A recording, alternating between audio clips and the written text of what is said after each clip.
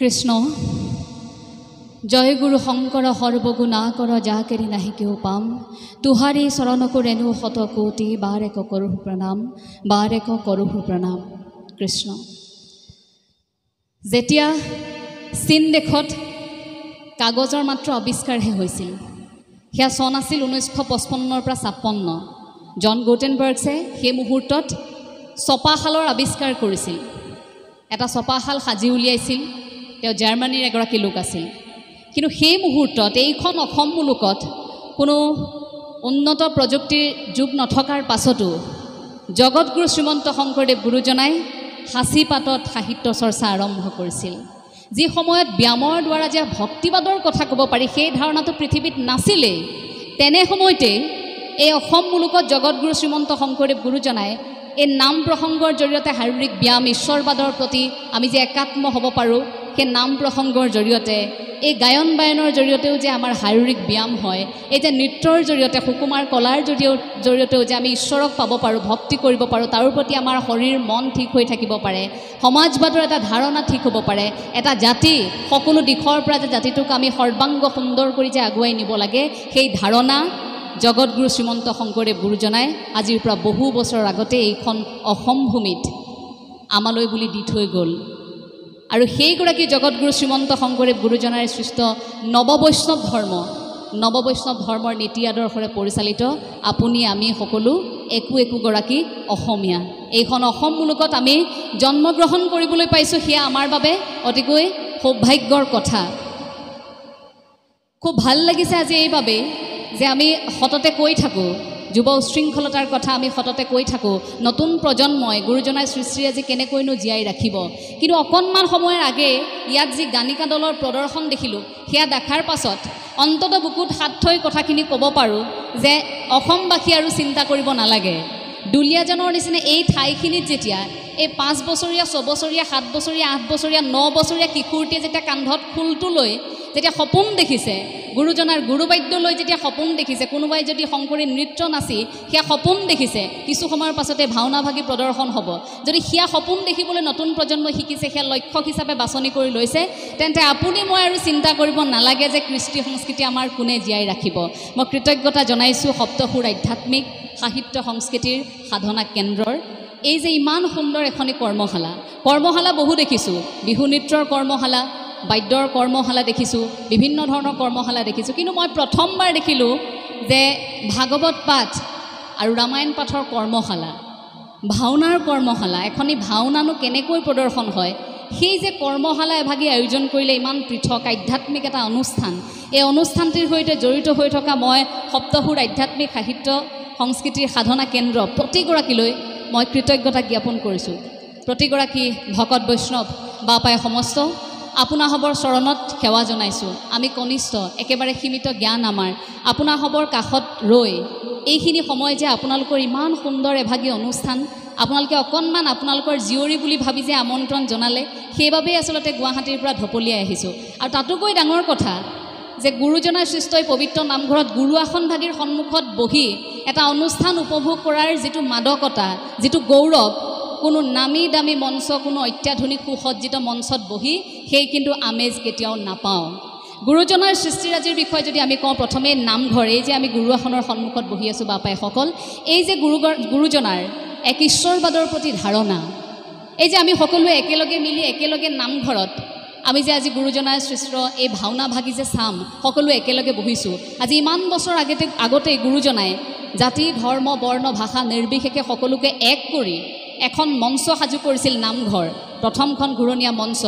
সেই ধাৰণাটো যে গুৰুজনাই আমাৰ মাজত দি থৈ গ'ল, তাৰ আঁৰত আছিল ভক্তিবাদৰ ধাৰণাৰ মূল লক্ষ্য যে এক ঈশ্বৰবাদ, এক দেও এক সেও এক বিনে নাই কেও, এক ঈশ্বৰবাদৰ ধাৰণা। যেতিয়াই মহাপুৰুষ শ্ৰী শ্ৰী মাধৱদেৱে জগতগুৰু শ্ৰীমন্ত শংকৰদেৱ গুৰুজনাৰ কাষলৈ গৈছিল, যেতিয়া শাক্ত ধৰ্মৰ এগৰাকী খুব পণ্ডিত আছিল মহাপুৰুষ শ্ৰী শ্ৰী মাধৱদেৱ, খুব যুক্তি লাগিছিল গুৰুজনাৰ সৈতে, যুক্তি এটাৰ পাছত আন এটা, এটাৰ পাছত আন এটা, আৰু শেষত জগতগুৰু শ্ৰীমন্ত শংকৰদেৱ গুৰুজনাই মাধৱদেৱক সুধিছিল যে বোলে মাধৱ, তুমি গছৰ ডাল পাতত পানী দিবা নে গছৰ গুৰিত পানী দিবা? তেতিয়া মহাপুৰুষ শ্ৰী শ্ৰী মাধৱদেৱে কৈছে যে মই গুৰিত দিম।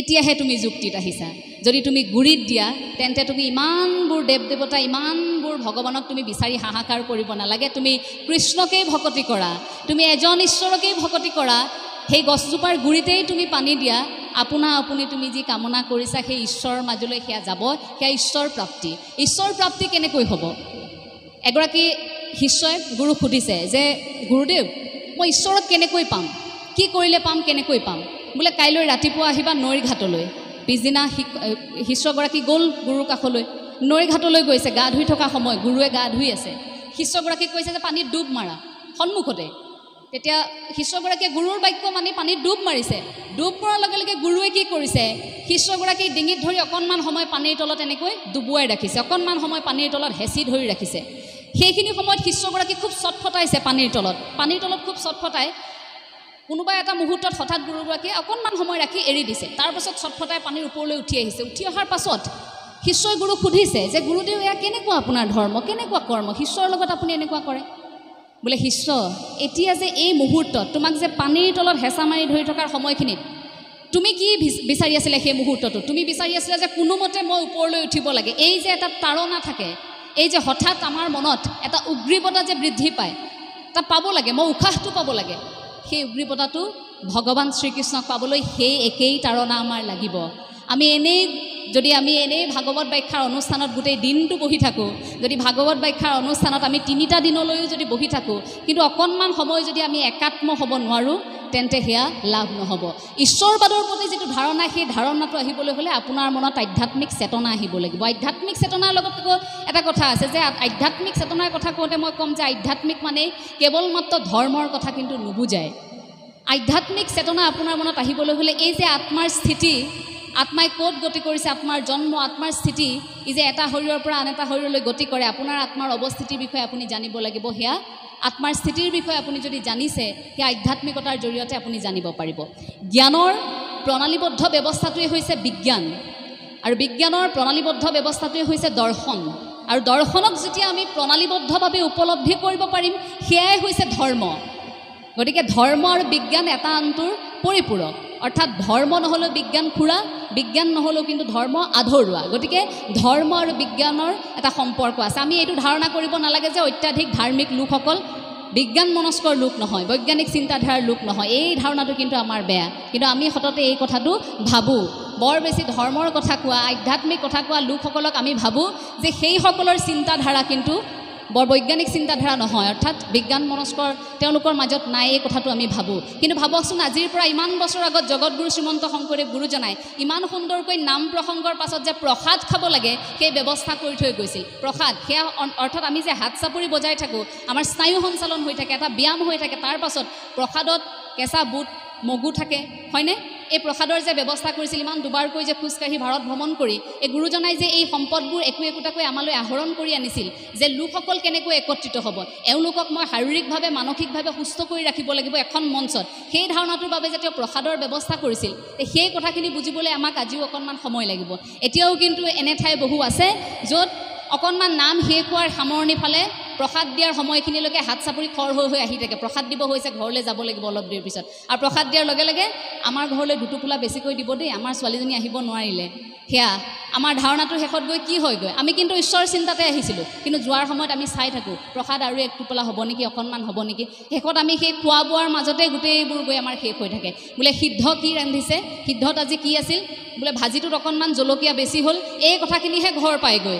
ভাগৱত ব্যাখ্যাত ইয়াত কি কথা কৈ থৈ গৈছিল সেই কথাখিনি কিন্তু নাপায়গৈ এই যে আমি আধ্যাত্মিকতাৰ কথাবোৰ ক'লোঁ আচলতে ধাৰ্মিক গ্ৰন্থসমূহৰ দ্বাৰা আমি আধ্যাত্মিকতা পাব পাৰোঁ আমি বেলেগ বৰ বেছি বিশেষ গ্ৰন্থ পঢ়িব নালাগে আমাৰ মাজতে আছে আমাক গুৰুজনাই দি থৈ যোৱা মহাপুৰুষ শ্ৰী শ্ৰী মাধৱদেৱে দি থৈ যোৱা কি আছে বাৰু কীৰ্তন দশম ঘোষা ৰত্নাৱলী জগতগুৰু শ্ৰীমন্ত শংকৰদেৱ গুৰুজনাৰ শেষ সময়খিনিত মহাপুৰুষ শ্ৰী শ্ৰী মাধৱদেৱ তেখেতৰ কাষত আছে তেতিয়া মহাপুৰুষ শ্ৰী শ্ৰী মাধৱদেৱক জগতগুৰুজনে এটা দায়িত্ব দিছে যে বোলে মাধৱ মই যেতিয়া নোহোৱা হৈ যাম তুমি কিন্তু এই সাহিত্য চৰ্চা কৰিব লাগিব এতিয়াৰ পৰা কিন্তু লিখা মেলাবোৰ এই কামবোৰ তুমি কৰিব লাগিব তেতিয়াতো মাধৱ পুৰুষে বোলে নহয় প্ৰভু আপুনি আছে গুৰু আপুনি থাকোঁতে মই কেনেকৈ কলম হাতত তুলি ল'ম ভয় কৰিছে তেতিয়া জগতগুৰু শ্ৰীমন্ত শংকৰদেৱ গুৰুজনাই কৈছে যে এইখন অসম মুলুকৰ পৰা মই যেতিয়া আঁতৰি যাম মোৰ যেতিয়া মহাপ্ৰয়াণ হ'ব তেতিয়া এইখন অসম মুলুকত অসমবাসীয়ে মোক তেতিয়ালৈকে পাব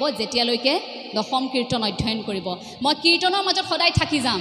গতিকে মাধৱ তুমিও থাকিব লাগিব তেনেকৈ। গতিকে তুমি ৰচনা কৰা ৰত্নাৱলী, তুমি ঘোষা শাস্ত্ৰ তুমি ৰচনা কৰা। গতিকে তাৰ পাছতে মহাপুৰুষ শ্ৰী শ্ৰী মাধৱদেৱে সাহিত্য চৰ্চা আৰম্ভ কৰিছিল। মহাপুৰুষ শ্ৰী শ্ৰী মাধৱদেৱে সেই কাম কলম হাতত তুলি লৈছিল। সেই মুহূৰ্তত নামঘোষাৰ জৰিয়তে আমি নামঘোষাৰ জৰিয়তেও আমাৰ জীৱনটো আধ্যাত্মিক কৰি তুলিব পাৰোঁ। নামঘোষাৰ জৰিয়তেও আমি আমাৰ মন স্থিৰ কৰিব পাৰোঁ। আমি মানসিক খাদ্য নামঘোষাখনকো আমি ল'ব পাৰোঁ। নামঘোষাৰ যদি মই প্ৰতিপদ্যৰ কথা অলপকৈ ক'বলগীয়া হয় তেন্তে মই মুক্তিত নিস্পৃহ যিটো সেহি ভকতক নমো ৰসময় মাগুহু ভকতি, মই এই বিষয়ে ক'ব বিচাৰিম।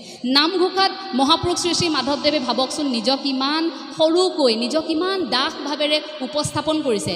গুৰুৰ প্ৰতিটো ভকতি আছেই, তাৰোপৰি ইমান যে নিজকে দুখী দুখী মনোভাৱেৰে যে মই দুখ কৰিছোঁ, মই দুৰাচাৰ বহুবাৰ উল্লেখ কৰিছে। গতিকে এই কথাখিনি আমাৰ মাজত আহিবলৈ এতিয়াও বহু সময় বাকী। কীৰ্তনৰ উপদেশত কি কৈছে?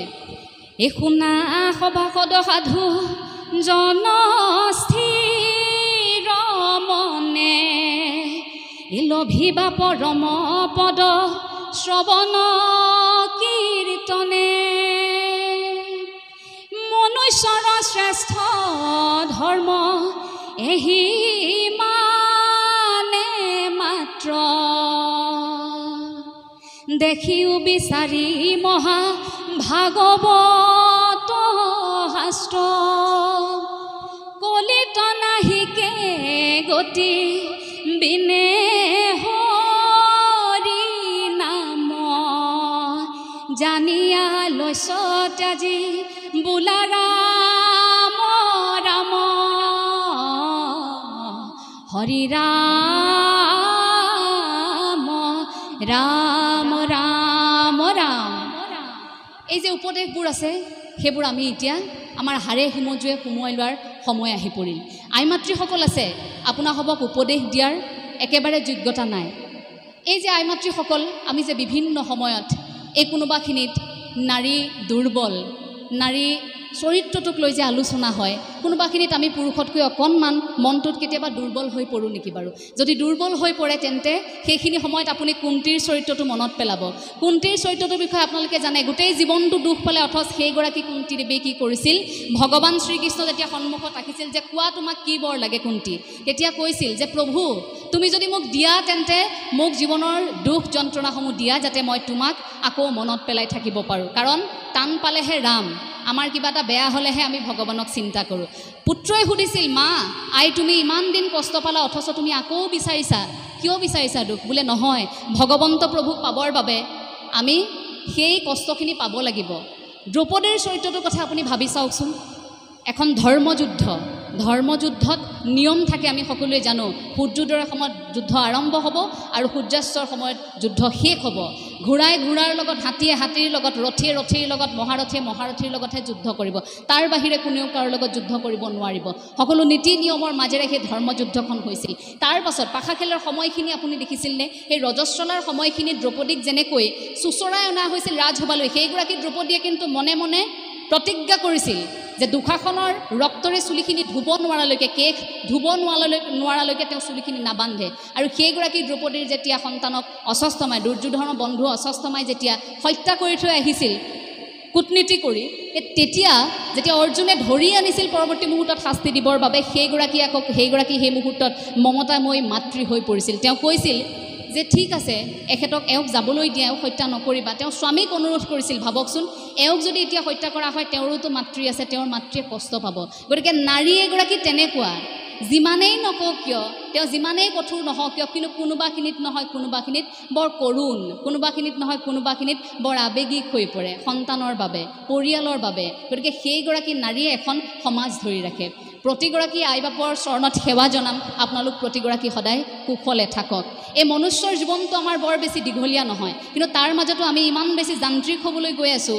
এই সময়খিনিত আমি টকা ঘটা মেচিন হিচাপে নিজক সাজিবলৈ গৈ আছোঁ। আজি খুব ভাল লাগিছে যে কান্ধত খোলটো লৈ এইসকল কণমানিয়ে সপোন দেখিছে। যি সময়ত মোবাইলত এতিয়া পাবজি খেলি আছে বিভিন্ন প্ৰান্তত একাংশ ছাত্ৰ ছাত্ৰীয়ে, যি সময়ত মোবাইলত ভিডিঅ' নোচোৱাকৈ কোনো অকণমান সময়ো পাৰ নকৰে একাংশ শিশুৱে, সেইখিনি মুহূৰ্তত এই শিশুসকলে ইমান পৃথককৈ গুৰুজনাৰ সৃষ্টিৰ আজি ইমান সুন্দৰকৈ চৰ্চা কৰি আছে, সেয়া আমাৰ বাবে আটাইতকৈ ডাঙৰ কথা। গতিকে এই পৰিৱেশটো আমাৰ মাজত যে সৃষ্টি হৈছে এইটো আমাৰ বাবে কিন্তু বৰ ভাল কথা। এই বাৰ্তাটো অন্ততঃ অসমৰ চুকে কোণে বিয়পি পৰক, সেয়া কামনা কৰিম।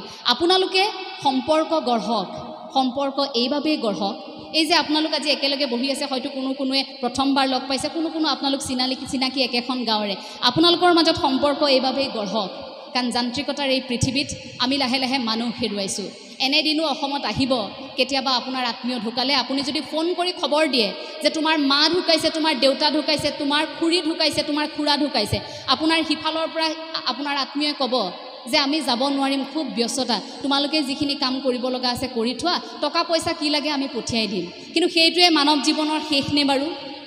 আপুনি যে মৃত্যুৰ দিনা সেই যে চাঙিখনত উঠি যাব লাগিব, অন্ততঃ 4জন মানুহ আপুনি নিজৰ কৰি ৰাখক, অন্ততঃ 4জন মানুহৰ সৈতে হ'লেও আপুনি সম্পৰ্ক ৰাখক, সম্পৰ্ক বনাওক, যি 4জন মানুহে আপোনাক সেই শেষ মুহূৰ্তটোত আপোনাক লৈ যাব কান্ধত তুলি, সেই 4জন মানুহ অন্ততঃ আপুনি আপোনাৰ বাবে সম্পৰ্ক হিচাপে ৰাখক। গতিকে এই জীয়াই থকাৰ দিনকেইটাত আমি বৰ বেছি এই মনুষ্যৰ এই শৰীৰটো, বৰ বেছি এই শৰীৰটো আৱৰি ৰখা কাপোৰ কানি অলংকাৰ এইবোৰত আমি বৰ বেছি মূৰ ঘমাই সময় নষ্ট কৰি লাভ নাই। বোলে এই দেহাটোনো কেইদিনীয়া, দেহা এদিনীয়া, দেহা দুদিনীয়া, দেহা হ'লে দিহিঙৰ গৰা, কোনোবা এদিনা যাবগৈ লাগিব এৰি থৈ মনুষ্যৰ দেহা। একেলগে এটা হাত চাপৰি বিচাৰিম। হে নগ'লে নহ'ব, হে যাবই লাগিব জীৱন দুদিনীয়া সাকু, এই সাকুহে জিদালি মূৰৰ চুলি দাড়ি দেখিলে উৰি যায় ধাতু। এই নগ'লে নহ'ব, যাবই লাগিব জীৱন দুদিনীয়া সাকু, এই সাকুহে জিদালি মূৰৰ চুলি দাড়ি দেখিলে উৰি যায় ধাতু, দেখিলে উৰি যায় ধাতু। গতিকে এই জীৱনটো খুব দুদিনীয়া, আমি মই কৰি লাভ নাই, আমি হৈ থাকক একেলগে এটা শক্তি পাব, মই কৰি লাভ নাই। আৰু এটা কথা এইখিনিতে কৈ থৈ যাওঁ, মোৰ খুব মনত খুদুৱাই থকা এটা কথা, এই অঞ্চলসমূহলৈ, এই গ্ৰাম্যাঞ্চলসমূহলৈ যেতিয়া আহোঁ, মোৰ এটা কথাই খুব দুখ দিয়ে, ইমান সুন্দৰ অনুষ্ঠান হয়, ইমান সুন্দৰ পৰিৱেশৰ সৃষ্টি হয়, কিন্তু কিয় নাজানো আজিকালি অসমত এনে এটা পৰিৱেশৰ সৃষ্টি হৈছে যে ৰাস এখন যেতিয়া অনুষ্ঠিত কৰে, সেই ৰাসত কংস ভাওটো ল'বলৈ কিন্তু সেই চেলিব্ৰিটি শিল্পীগৰাকীক মাতি আনে গুৱাহাটীৰ পৰা। কিয় মাতি আনে? গাঁওখনত ইমান সুন্দৰকৈ দৈৱকী গাব পৰা ছোৱালীগৰাকী আছে, দেখিব ৰাসৰ দিনা দৈৱকী গাই থকা ছোৱালীগৰাকীয়ে নন্দৰ ঘৰৰ কাষত, সেই নন্দৰ ঘৰৰ যে গোপীকেইগৰাকীমান ওলায় সেই চৰিত্ৰ এটা কৰি আছে, কিন্তু তেওঁক দৈৱকীৰ চৰিত্ৰটো কৰিবলৈ দিয়া হোৱা নাই, কাৰণ গুৱাহাটীৰ পৰা ধাৰাবাহিকৰ অভিনেত্ৰী আহিছে দৈৱকী কৰিব এবাৰ গাঁৱত। কথাটো আপোনালোকৰ ভাল লাগেনে বাৰু? ভাল কথা, তেখেতলোকক মঞ্চ দিব লাগে, কিন্তু তেখেতলোকৰ কাম কৰি আছে এখন মঞ্চত, কিন্তু আপোনালোকে যে ইমান কষ্ট কৰি এই মাটি বালিৰ লগত খেলি থকা, এই মাটি বালিৰ সৈতে সংপৃক্ত থকা এইসকল যে যুৱ প্ৰজন্ম, এইসকল যে শিল্পী বুলি যাক আমি ক'ব পাৰোঁ, মই মাটিৰ মানুহ, গতিকে মাটিৰ সৈতে যাৰ সম্পৰ্ক এটা থাকে তেনে মানুহক মই সন্মান কৰোঁ, তেনে শিল্পীক মই সন্মান কৰোঁ, মই বাকীসকলক শিল্পী বুলি ক'ব নিবিচাৰোঁ। গতিকে এইসকল থকাৰ পাছত অন্ততঃ আপোনালোকৰ দৰে ঠাইত কোনো বাহিৰৰ পৰা কোনো শিল্পীক আপোনালোকে মাতি আনিব নালাগে, আপোনালোকৰ ইয়াত প্ৰদৰ্শন কৰিব পৰা বহুতো আছে। আজি এওঁলোকৰ দৰে কান্ধত খোলটো লৈ পাৰিবনে কোনোবা এগৰাকীয়ে, পাৰিবনে বৰগীতটো কোনোবা এগৰাকী তেনেধৰণৰ শিল্পীয়ে পৰিৱেশন কৰিবলৈ নোৱাৰে? খুব দুখ লাগে। আৰু এটা কথা, যেতিয়াই অসমত দেখোঁ, অসমৰ প্ৰেক্ষাপটত অকণমান মই দুখ গুণো খুচৰিম দেই কথাৰ মাজতে, খুব বেয়া লাগে সেইখিনি সময়ত যেতিয়াই এই যে আমি দেখোঁ সভা সমিতিসমূহত এই যে মন্ত্ৰী বিধায়কসকল আহে, দায়িত্বত থকা যে লোকসকল আহে, তেখেতলোকক আদৰিবলৈ সেই পদূলি মূৰৰ পৰা গানিকাযোৰা কিয় যায়? এই যে গুৰু বাদ্য আমি গুৰু আসনৰ সন্মুখত বজাইছোঁ, কিন্তু সেই মন্ত্ৰীগৰাকী আহিলে, সেই বিধায়কগৰাকী আহিলে মূৰ তল কৰি এনেকৈ সেই বিধায়কগৰাকীক মন্ত্ৰীগৰাকীক আমি আদৰি অনাৰ কিবা যুক্তি আছেনে? আদৰি অনাৰ বহু ব্যৱস্থা আছে। আমি ফুলাম গামোচাখন দি আদৰি আনিলোঁ। আমি আন কিবা এটা পদ্ধতি যিকোনো ধৰণৰ কাৰ্যসূচী থাকে, আমাৰ লোক সংস্কৃতি আছে, ইমান বেছি চহকী আমি কৰিব পাৰোঁ। কিন্তু গুৰু বাদ্য সকলোতে নহয়, খোল বাদ্য সকলোতে নহয়। এই সত্ৰীয়া নৃত্য যে ৰ'দত ৰৈ থাকে নাচিবলৈ, কোনোবা মন্ত্ৰী বিধায়ক আহিব, দেখিব ৰাস্তাত ৰৈ আছে, বোলে কি হৈছে এফালেৰে, বোলে ৰাষ্ট্ৰপতি পাৰ হৈ যাব, এফালেৰে বোলে কোনোবা এগৰাকী পাৰ হৈ যাব, ৰাস্তাতে সত্ৰীয়া নাচি দিব। তেনে এখন মঞ্চ গুৰুজনাই বিচাৰিছিল নেকি? যদি তেনেকৈ বিচাৰিছিল গুৰুজনাই, এনেকৈ নামঘৰৰ ভিতৰত এইসমূহ সংৰক্ষণ কৰি থৈ নগ'লহেঁতেন। হয়তো তেনেহ'লে এই ৰেষ্টুৰাৰ সন্মুখতো কোনোবাই গুৰুবাদ্য বজালেহেঁতেন। সেই পৰিৱেশটো অন্ততঃ আমি এইখন অসমত আহিবলৈ দিব নোৱাৰোঁ। আমি সেই পৰিৱেশটো নিবিচাৰোঁ এইখন অসমত। সেয়া কিন্তু একেবাৰে চিধা কথা। এগৰাকী অসমীয়া জীয়ৰী হিচাপে এই কথাখিনি অসমৰ বিভিন্ন প্ৰান্তত থকা লোকসকলক অন্ততঃ অনুৰোধ জনাইছোঁ, তেনে কাম নকৰিব। মন্ত্ৰী বিধায়কক আদৰি আনিবলৈ বেলেগ কাৰ্যসূচী ল'ব, গুৰুবাদ্য নবজাব। এবাৰ এটা কথা ডক্টৰ মৃণাল কুমাৰ বৰুৱা ছাৰৰ এটা প্ৰসংগত শুনিছিলোঁ দেই, কথাখিনি উল্লেখ কৰিব বিচাৰিম। এগৰাকী মন্ত্ৰী আহিব, এতিয়া দশৱতাৰ প্ৰদৰ্শন কৰিব লাগে, সময় খুব কম আছে, দশৱতাৰ প্ৰদৰ্শন কৰিব লাগে, তেওঁলোকক দিছে মাত্ৰ 3 মিনিট সময়। এতিয়া দশৱতাৰ 10টা অৱতাৰটো দেখুৱাবই লাগিব। কিন্তু আয়োজক সমিতিয়ে কৈছে যে নহয়, 10 মিনিট তোমালোকে সময় নাপাবা, তোমালোকৰ সময় আমি 3 মিনিটেই দিম। তেতিয়া যিসকলে প্ৰদৰ্শন কৰিবলৈ গৈছে তেওঁলোকেও কি কৰিলে, দশৱতাৰেৰে 3টা অৱতাৰ কাটি 7টা অৱতাৰ কৰি দিলে। 3টা অৱতাৰ কাটি 7টা অৱতাৰ বোলে আমি সময়টো কম হৈছে যে আমি 7টা অৱতাৰে দেখুৱাম। এই পৰিৱেশটো এইখন অসমতেই হৈছে। গতিকে ভাবক, দশৱতাৰ কাটি 7টা অৱতাৰ নাচি, মুঠতে নাচিব লাগে, যি হ'লেও আমি নাচিব লাগে, এইটো আমাৰ পৰিৱেশ। গতিকে ভাবকচোন, আপুনি মই এই গুৰুজনাক ভকতি কৰি, এক ঈশ্বৰবাদত বিশ্বাস কৰি আপুনি মই এই কীৰ্তন শ্ৰৱণ কীৰ্তন কৰি আছোঁ, আমি নামঘোষা পঢ়ি আছোঁ, যদি আমি আধ্যাত্মিক পৰিৱেশ বিচাৰি আছোঁ, কিন্তু তেনে একাংশই আকৌ ব্যক্তিয়ে সেইবোৰ কাম কৰি আছে। গতিকে সেই দিশবোৰ এতিয়া পৰিৱৰ্তন হোৱাটো খুব জৰুৰী। অসমৰ প্ৰেক্ষাপটত অন্ততঃ এই কথাবোৰ এতিয়াৰ পৰা আঁতৰি যাব লাগে। কাপোৰ যেতিয়া লেতেৰা হয় তেতিয়া আমি চাবোন চাৰ্ফ দি তাক ধুওঁ, কিন্তু মনটো যেতিয়া লেতেৰা হয়, এই মনটো কিন্তু ঈশ্বৰ ভকতিয়েহে দূৰ কৰিব পাৰিব। ঈশ্বৰ ভকতিত থাকিলেহে মনটো দূৰ হ'ব। অৰ্জুনে কৃষ্ণক সুধিছিল যে তুমি এবাৰ এটা কথা কৈছিলা, এই যে যি থাকোঁতেও মৰা মানুহ, এই কথাটো কেনেধৰণৰ বুলি সুধিছিল। এতিয়া কৃষ্ণই এটা কথা কৈছিল, ভগৱান শ্ৰীকৃষ্ণই, যি থাকোঁতে মৰা মানুহো থাকে বোলে। এতিয়া আপোনালোকে হয়তো ভাবিছে, মানুহটো মৃত্যু হ'লে মৃত্যু হোৱা মৰা মানুহ, আৰু যি থকাগৰাকী জীৱিত অৱস্থাত আছে, কিন্তু যি থাকোঁতে মৰা মানুহগৰাকী কোনগৰাকী? এই যি থাকোঁতে মৰা মানুহো আছে, যি কেৱল এই শৰীৰটোহে লৈ আছে, ইয়াৰ ভিতৰত যিখিনি থাকিব লাগে সেইখিনি কিন্তু নাই, অকল শৰীৰটো আছে। তেওঁৰ ভিতৰত যিটো আত্মা আছে, সেই আত্মাৰ শুদ্ধি হোৱা নাই, সেই আত্মাৰ বিষয়ে তেওঁৰ কোনো উপলব্ধি নাই, সেই আত্মাৰ বিষয়ে তেওঁ একো জানিবও নিবিচাৰে। তেওঁ জন্ম হ'লে পৃথিৱীত টকা আহৰণ কৰিব লাগে, থাকিব লাগে, যি কাম আছে কৰিব লাগে। কিবা এটা দুষ্কাৰ্য কৰিলে দীঘল দি আহি ভগৱানৰ ওচৰত পৰি দিব যে ভগৱান তুমি মোক বচাবা, আজি তোমালৈ মই কিবা এটা আগবঢ়াম। এগৰাকী ব্যক্তিয়ে এবাৰ নিজৰ পত্নীৰ সন্তান যথেষ্ট অসুস্থ, নিজৰ পত্নীয়ে স্বামীক কৈছে যে ল'ৰাটো খুব অসুখ, ব'লা ডক্টৰৰ ওচৰলৈ লৈ যাওঁ। ডক্টৰৰ ওচৰলৈ লৈ গৈছে। লৈ যাওঁতে মনতে আকৌ মানুহগৰাকী, সেই নাৰী যে খুব আৱেগিক, মনটো বৰ দুৰ্বল, লগে লগে একদম সেইখিনি মুহূৰ্ততহে ঈশ্বৰলৈ মনত পৰিছে দেই। কৈছে গৰু এহাল আছিল বোলে, এটা গৰু বিক্ৰী কৰি সেই গৰুটোৰ পৰা যিখিনি টকা পাম, সেই টকাৰে আপোনালৈ কিবা এটা আগবঢ়াম, শৰাই ভাগি দিম। গ'ল কথা গ'ল, চিকিৎসালয় পালেগৈ, ল'ৰা চিকিৎসা সুস্থ হ'ল, আহি ঘৰ পালে। গ'ল, তেওঁলোকেও পাহৰিলে যে শৰাই এখন দিবলৈ আছিলে ভগৱানৰ ওচৰত, ভকত বৈষ্ণৱক মাতিব লগা আছিলে, গৰু এটা বিক্ৰী কৰিব লগা আছিলে, কথাটো পাহৰিলে। যেতিয়া দ্বিতীয় সন্তানটো বেমাৰত পৰিল, তেতিয়া লগে লগে আকৌ আইগৰাকীয়ে বাপগৰাকীক কৈছে, হেৰি নহয়, এই প্ৰথমগৰাকী হওঁতে এইটো কথা কৈ থোৱা হৈছিল নহয়। মানুহগৰাকী আকৌ অকণমান কৃপণ। তেতিয়া কি কৰিলে যে, হয়নি, তুমিনো মোক নোকোৱাকৈ কিয় কৈ দিলা গৰুটোৰ কথা? ছাগলী এটা কথাওতো ক'ব পাৰিলাহেঁতেন, চিধাইনো গৰুটোৰ কথা ভাবি দিব লাগেনে? ইমান ডাঙৰ গৰুটো এতিয়া মই ক'ত বিক্ৰী কৰিম, আৰু ইমান টকা পাম, এতিয়া সেই গোটেইখিনি ভগৱানৰ ওচৰত দিব লাগিব। মিছা মিছি কচা বুজি নোপোৱা তোমালোকে। বেয়া পাইছে, খুব গালি দিছে আইগৰাকীক। তাৰপাছতে তেওঁ বোলে নাপায় নহয় তেনেকুৱা কৰিবলৈ, যাওকচোন আপুনি বিক্ৰী কৰি আনক। তাৰপাছতে তেওঁ কি কৰিলে, ঠিক আছে দিয়া, তুমি তোমাৰ ভগৱানক এই গৰুটো বিক্ৰী কৰি আনি, তুমি যিহেতু কথা দিছা তেখেতক শৰাই ভাগিহে আগবঢ়াব লাগে, দেখা যাওক। তেওঁ কি কৰিলে জানেনে? ঘৰততো ছাগলী এটাও আছিল, এটা গৰু এটা ছাগলী দুয়োটাকে লৈ বজাৰলৈ গৈছে। তাৰ পাছত কি কৰিছে জানে? গৰুটোৰ দাম ৰাখিছে 200 টকা, ছাগলীটোৰ দাম ৰাখিছে 10,000 টকা। মানে গৰুটো কিনিব লাগিব 200 টকাত, ছাগলীটো কিনিব লাগিব 10,000 টকাত। কিনা মানুহসকলে ভাবিছে, যিসকল ক্ৰেতা আহিছে তেওঁলোকে ভাবিছে আচৰিত কথা, ছাগলীটোৰ দাম বেছি, গৰুটোৰ দাম কম কিয়?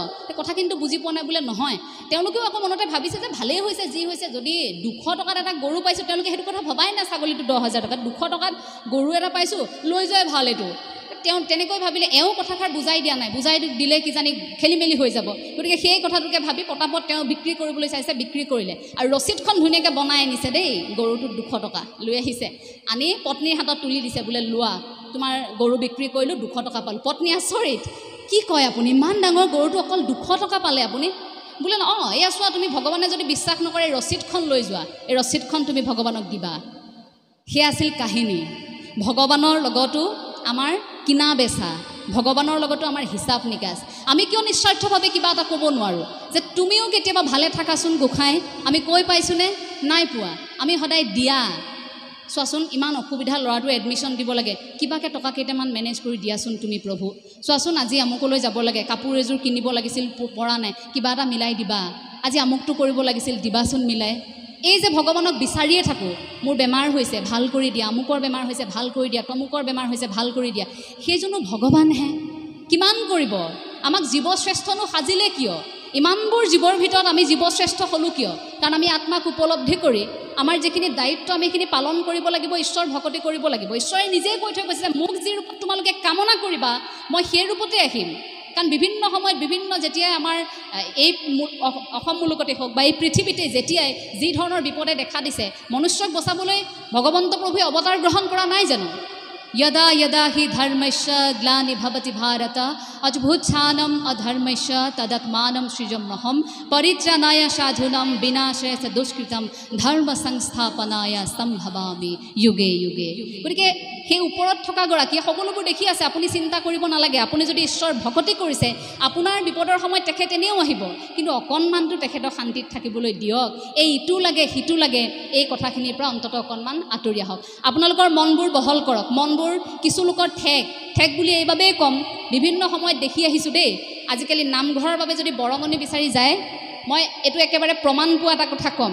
মই চকুৰ আগত দেখা এটা উদাহৰণ আপোনালোকক ক'ম। মই এখন গাঁৱত দেখিছিলোঁ, সেয়া কাষতে এটা অট্টালিকা, কাষতে এটা জুপুৰিটোৰ সেই ব্যক্তিগৰাকী ঘৰলৈ গৈছে যে আমি নামঘৰৰ বাবে কিবা এটা বিচাৰি আহিছোঁ দিয়কচোন।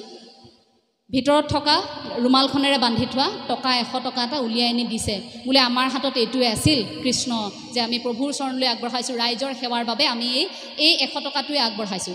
তাৰ পাছত অট্টালিকাটোত সোমোৱাৰ লগে লগে অট্টালিকাটোৰ পৰা বহুত দেৰি কলিং বেল বজোৱাৰ পিছত মহিলাগৰাকী ওলাই আহি কৈছে, অ' আপোনালোকে ডনেশ্যন বিচাৰি আহিছিল ন?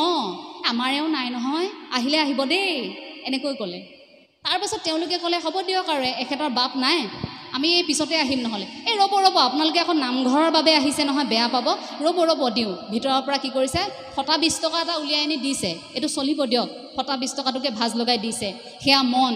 আপুনি যিমানেই ডাঙৰ অট্টালিকা নবনাওক, আপুনি যিমানেই টকা নঘটক, আপুনি যিমানেই যি নকৰক, আপোনাৰ এই মনটো যদি বহল নহয়, কাৰোবাক যদি 10 টকা এটা দিবলৈ আপোনাৰ পৰা হাতৰ পৰা সৰকি পৰা নাই, নামঘৰৰ অনুষ্ঠানটোৰ বাবে যদি আপুনি 100 টকা এটাও দিব পৰা নাই, লাভ নাই। আপুনি 5 ষ্টাৰ হোটেলত সেই চাহকাপ 5000 টকা দি আপুনি খাব পাৰে, ৰাইজৰ সৈতে বহি কিন্তু আপুনি যিভাগ খিচিৰি খাব, ৰাইজৰ সৈতে বহি আপুনি একসিদ্ধ যিভাগ ল'ব, সেয়া তৃপ্তি আপোনাৰ 5 ষ্টাৰ হোটেলেও দিব নোৱাৰে। মই লিখি থৈ যাম ইয়াত, নোৱাৰে। ৰাইজৰ সৈতে একেলগে থকাৰ এটা আমেজ আছে।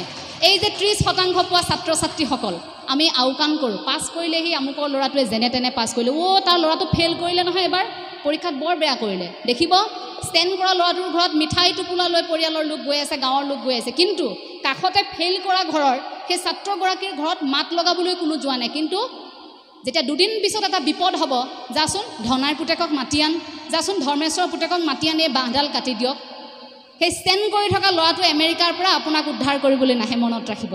গতিকে ছাত্ৰ ছাত্ৰীক কেতিয়াও এই গুণগত মানদণ্ডৰ ওপৰত তেওঁলোকক শিক্ষা দিবলৈ চেষ্টা কৰক, আধ্যাত্মিক শিক্ষাৰে শিক্ষিত কৰক। কেতিয়াও এই মাৰ্কশ্বিটখনক লৈ অমুকে ইমান নম্বৰ পাইছে, এইটো পুৰস্কাৰ পাইছে, এইটো আসন পাইছে, সেই আসনক লৈ মানুহক কেতিয়াও তুলনা নকৰিব। আপোনাৰ সন্তানে যিটো কৰিছে সেয়া আনে কৰিব নোৱাৰিবও পাৰে। গতিকে গাঁওখনত যে থাকে এই কলা সংস্কৃতি ধৰি ৰখা যিসকল লোক, সেইসকলে বৰ উচ্চ ডিগ্ৰীধাৰী নহ'ল বুলিয়ে আপুনি অনুষ্ঠানৰ পৰা আঁতৰাই নাৰাখিব। আপুনি ৰাস পাতিৰ সম্বৰ্ধনা জনাইছে, APS এগৰাকীক মাতি আনিছে, কিন্তু গাঁওখনত এইবাৰ এই 30 গৰাকী ফেইল কৰা ল'ৰা ছোৱালীক যিগৰাকীয়ে পঢ়ুৱাই আছিল, তেওঁ কিন্তু গামোচা এখন দিবলৈও কাৰো সময় নাই। গতিকে এই পৰিৱেশটো আপোনালোকে সৃষ্টি নকৰাব, অন্ততঃ সেয়া আপোনালোকৰ পৰা কামনা কৰিছোঁ। জানো আপোনালোকৰ পৰিৱেশটো খুব সুন্দৰ। এটা খুব ভাল লগা কথা ক'লে, মই অকণমান সেইখিনি সময়তে চাহ খাই থাকোঁতে এষাৰ কথা কৈছিল এগৰাকী বাপে, যিটো সময়ত অসমত এটা নামঘৰ তিনিখন খেল একেলগে অনুষ্ঠান কৰিব নোৱাৰে কৰবাত 7টা নামঘৰ 4খন খেল নোৱাৰে আমুক খেলৰ তেওঁ অমুক খেলৰ তেওঁ অমুক সংঘৰ তেওঁ তমুক সংঘৰ কোনো কাৰো ফলে নাহে গুৰু জয়ন্তী আগবেলা কোনোবাই পাতিছে পিছবেলা কোনোবাই পাতিছে কাৰোবাৰ বিয়া আগবেলা কোনোবাই গৈছে পিছবেলা কোনোবাই গৈছে কি কৈছে ছোৱালীগৰাকী যদি বিয়া আপুনি সেই অনুষ্ঠানটোত অকণমান সহায় কৰক মানুহ হিচাপে সহায় কৰক আপুনি আপোনাৰ সেই অনুষ্ঠানটোৰ খাতিৰত গৈ সেই মানুহঘৰক এঘৰীয়া কৰিব নালাগে এই যে আমাৰ মনত যে ধাৰণাবোৰ থাকে এই যে আমাৰ মিলনবোৰ যে নহয় এটা নামঘৰ আমি কিয় গাঁওখনৰ ভিতৰত সাজিব নোৱাৰোঁ 3টা নামঘৰ কিয় লাগে 3খন খেল কিয় লাগে আমাক এই যে কথাবোৰ এই কথাবোৰ এটা এখন ওলোটা ছবি মই ইয়াত দেখিবলৈ পালোঁ যে 21টা নামঘৰ একেলগে মিলি গুৰু জয়ন্তী পাতিছে কৃতজ্ঞতা জনাইছোঁ আপোনালোকক একেলগে 21খন নামঘৰৰ লোক মিলি এবাৰ গুৰু জয়ন্তী পাতিব প্ৰতি বছৰে পাতি আহিছে বুলি শুনিছোঁ গতিকে এই কথাটোৰ বাবে মই আপোনালোকক অন্তৰৰ পৰা কৃতজ্ঞতা জনাইছোঁ আপোনালোক প্ৰতিগৰাকী সদায় ভালে থাকক প্ৰভু ভগৱন্তৰ ওচৰত সেয়াই কামনা কৰিম প্ৰতিগৰাকী কুশলে থাকক তেৰা ভালে থাকক তেতিয়া আমি সকলো ভালে থাকিম সকলো এই জীৱশ্ৰেষ্ঠ হৈ যে মনুষ্যৰ জনম আমি গ্ৰহণ কৰিছোঁ গতিকে ইয়াৰ যিটো লক্ষ্য উদ্দেশ্য সেয়া আপোনালোকে সফল কৰক শাক খোৱা ভাত খোৱা কথা চলি থাকিব মানুহ আহিব মানুহ যাব কিন্তু এইখন সমাজত আপুনি জীয়াই থাকি যদি 10জনৰ ভাল কৰিব পাৰিছে তেন্তে আপোনাৰ জীৱন সাৰ্থক গতিকে আপোনাৰ হবৰ শ্ৰীচৰণত আকৌ সেৱা জনাইছোঁ জগতগুৰু শ্ৰীমন্ত শংকৰদেৱ গুৰুজনালৈ সেৱা জনাই মহাপুৰুষ শ্ৰী শ্ৰী মাধৱদেৱলৈ সেৱা জনাই মোক ক'বলগীয়া দুআষাৰ ইমানতে সামৰণি মাৰিছোঁ কথাখিনি কওঁতে খৰকৈ কোৱাৰ বাবে অকণমান ভুল হ'ব পাৰে কথাখিনি সামৰণি মাৰিব বিচাৰিছোঁ কাৰণ খুব সুন্দৰ এভাগী প্ৰদৰ্শন আছে নাটভাগী চাব লাগিব মই অকণমান সময় লৈ আহিছোঁ সেইদিনা বৰ দৌৰাদৌৰি হ'ল দুলীয়াজনৰ পৰা যাওঁতে গতিকে আজি অকণমান অন্ততঃ সময় লৈ আহিছোঁ যে ইমান পবিত্ৰ এই অনুষ্ঠানটিত মই অন্ততঃ অকণমান দেৰিলৈকে থাকিম আপোনালোকৰ লগত আৰু বা ক'ত এনেকৈ থাকিবলৈ সুযোগ পাওঁ গতিকে এই সুযোগখিনি মই এৰিব নিবিচাৰিম আপোনালোকৰ সৈতে একেলগে সেই নাটভাগী উপভোগ কৰিম আৰু এই অনুষ্ঠানটিৰ সৈতে জড়িত প্ৰতিগৰাকীক মই কৃতজ্ঞতা জনাইছোঁ এনেধৰণৰ প্ৰশিক্ষণ অসমৰ বিভিন্ন প্ৰান্তত হওক আপোনালোক সেইসকলৰ আদৰ্শ হৈ ৰওক মই তাৰেই কামনা কৰিছোঁ